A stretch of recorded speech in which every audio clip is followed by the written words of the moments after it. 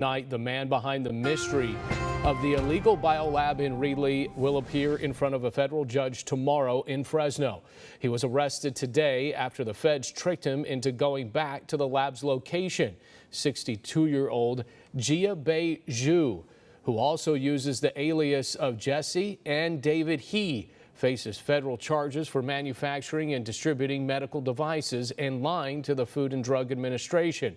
Juanita Adame joining us live in studio tonight with more on the feds and how they lured him in. Juanita. Well, Alexon, he was arrested today at the lab location on I Street. City officials were able to lure him to the location with the promise of talking about an $80 million claim that he'd filed days earlier. This building on I Street in Reedley that once doubled as a secret biolab was also the place where today 62-year-old Jia-Bei Zhu was quietly taken into custody by federal agents. You know, I have so many mixed emotions right now, but I would say the dominant emotion is relief. The lab has been shut down for months, but Zhu is facing a number of charges, including manufacturing and distributing medical devices and lying to the Food and Drug Administration. Yeah, what we do know is that Jesse Zhu, and I can now call him Jesse Zhu, not the assumed identity of David He. We know that Jesse Zhu fled Canada in 2014 and came to the United States. Reedley city officials were able to lure Zhu to the location by telling him they needed to talk about negotiating an $80 million claim he'd made against the city. We've had months of no contact with the gentleman who was known as David He, the consultant.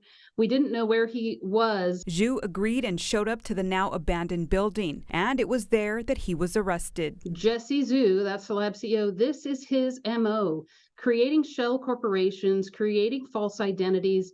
When this person named David He showed up and said he was some brand new hired consultant to try to get the company out of the mess in Reedley, it didn't take long for us on our own, frankly, our own investigative skills and good old Google to kind of realize who it was we were working with.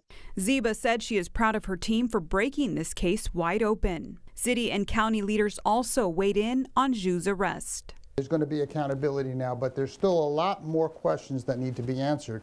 How many other labs like this exist in California? How many exist throughout the country? So again, where you have individuals that are trying to skirt the laws of the United States and really trying to profit off of cutting corners, that's very dangerous.